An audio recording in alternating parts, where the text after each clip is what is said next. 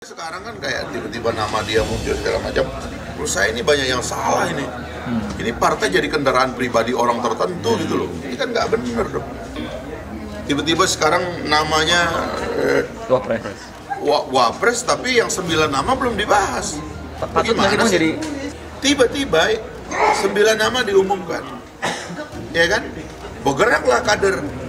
Yang saya lihat di lapangan bergerak cuman kadernya Pak Anies. Membentuk tim dan sebagainya, menggalang masyarakat. Wah gelisah, nggak bisa, dipanggilin semua, nggak boleh bergerak, ya kan? Ini harus hanya boleh kampanye partai, nggak boleh kampanye orang. Tiba-tiba ada deal sendiri. Lalu kemudian tiba-tiba yang 9 nama belum dimusyawarahkan, muncul 1 nama, ya kan? Loh kapan muncul 1 nama yang nomor 7 itu? Akhirnya disuruh nyalek, tapi nggak ada yang ngomong. Keputusan tuh dibikin sendiri aja. Ini partai apa kayak begini musyawarah? Itu kemudian jubir-jubir tuh. Itu kan ngomongnya ngaco-ngaco. Itu kan orang nggak ada ilmunya itu. Merusak partai. Masa dia bilang abstain? Ini aturannya dia yang buat apa suka-suka dia? Nggak bisa begitu dong. Gagal berkomunikasi dengan Prabowo ngajak Pak SBY, kok yang kepanasan PKS? Kabar Harian mengabarkan.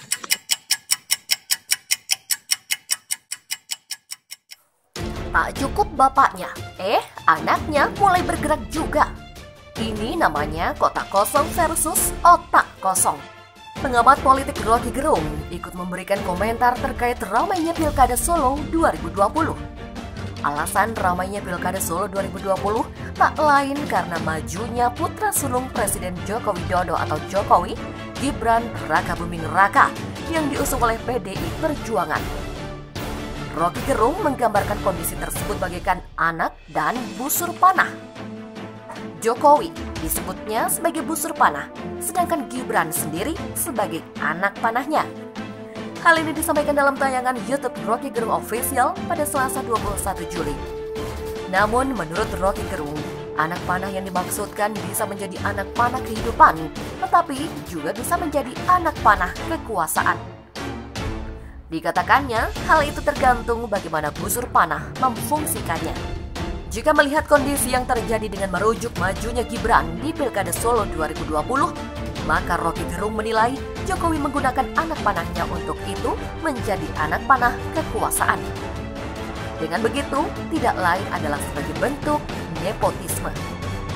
Menurut Rocky Gerung, kalau dia anak panah kehidupan, maka ada wisdom, yaitu sang ayah pasti mengerahkan anak panahnya kendati bukan keinginan dia, tetapi dia menjadi busur supaya anak panahnya menjadi contoh di masa depan, menjadi contoh dari berhentinya nepotisme.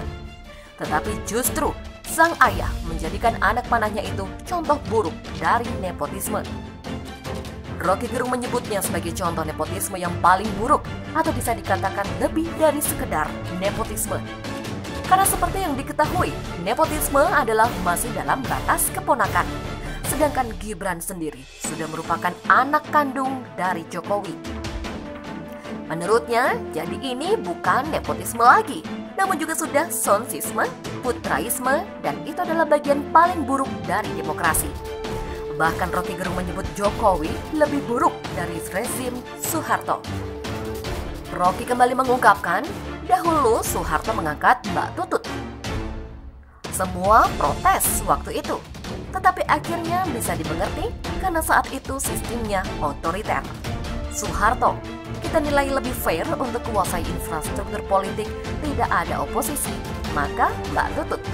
Kalau dibandingkan, ya lebih otoriter Jokowi sebenarnya. Dalam sistem demokrasi terang benderang, Jokowi bermain di air keruh, mencari keuntungan dari jabatan politik.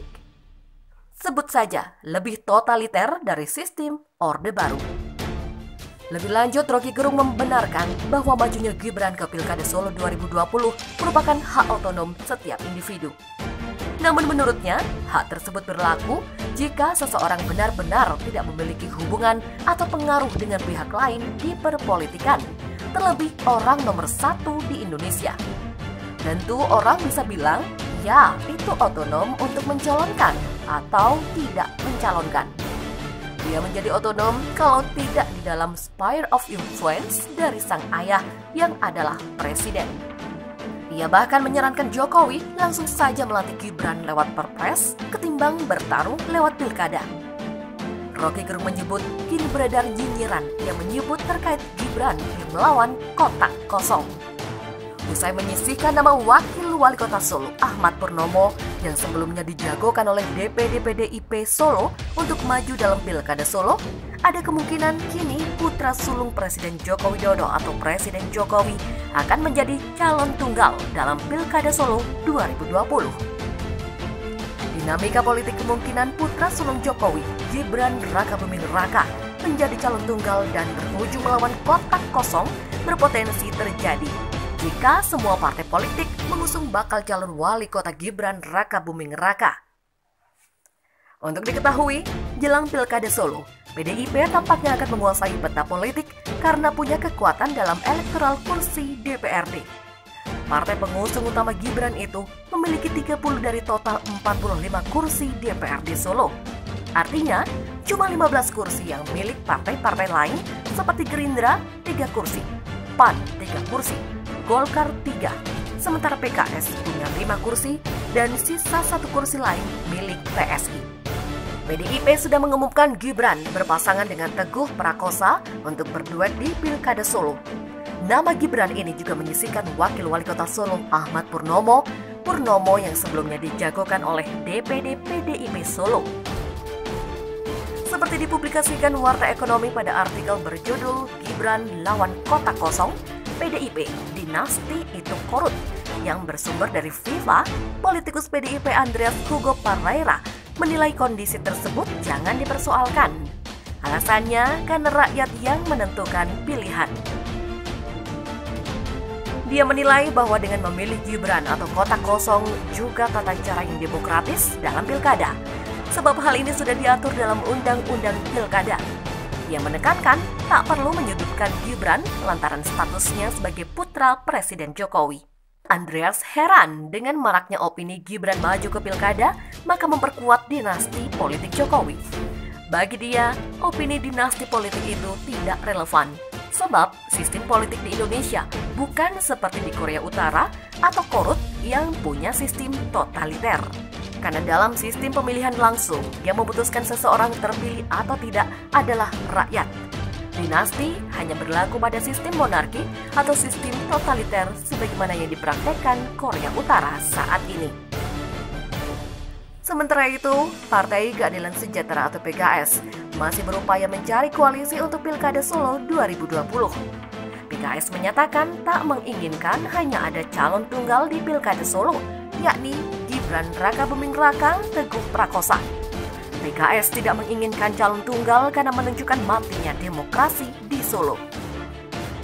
Demikian kata juru bicara PKS, Pipin Sofyan, kepada Tempo.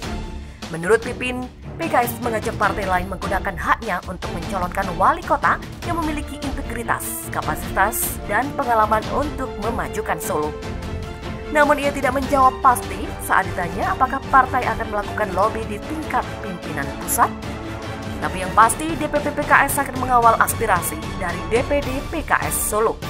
Di sisi lain, Ketua DPW PKS Jawa Tengah Abdul Fikri Fakih mengatakan partainya terus menjalin komunikasi dengan partai-partai lain di tingkat daerah, kecuali dengan PDIP yang sudah menerbitkan rekomendasi untuk Gibran dan Teguh. Menurut Fikri, partai-partai lain awalnya masih wait and see dan susah diajak membangun koalisi. Namun kini, pembicaraan semakin serius dan terbuka setelah PDI Perjuangan menentukan sikap untuk Pilkada Solo. Fikri mengatakan, masyarakat di Solo harus diberi suasana demokrasi yang sehat dengan hadirnya pilihan, bukan dipaksa menerima kondisi sehingga opsinya hanya nyoblos satu atau ngisi kotak kosong. Ini namanya pemasungan hak pilih. Partai ini hanya memiliki 5 kursi di Dewan Perwakilan Rakyat Daerah Surakarta. Untuk bisa mengusung calon, PKS memerlukan 4 tambahan kursi lagi. Partai Amanat Nasional, Partai Golkar, dan Partai Gerindra masing-masing memiliki 3 kursi, sedangkan PSI memiliki 1 kursi. Namun, partai-partai tersebut sudah menyiratkan dukungan untuk Gibran, putra Presiden Joko Widodo. Karena dalam sistem pemilihan langsung, yang memutuskan seseorang terpilih atau tidak adalah rakyat. Dinasti hanya berlaku pada sistem monarki atau sistem totaliter sebagaimana yang dipraktekkan Korea Utara saat ini. Sementara itu, Partai Keadilan Sejahtera atau PKS masih berupaya mencari koalisi untuk Pilkada Solo 2020.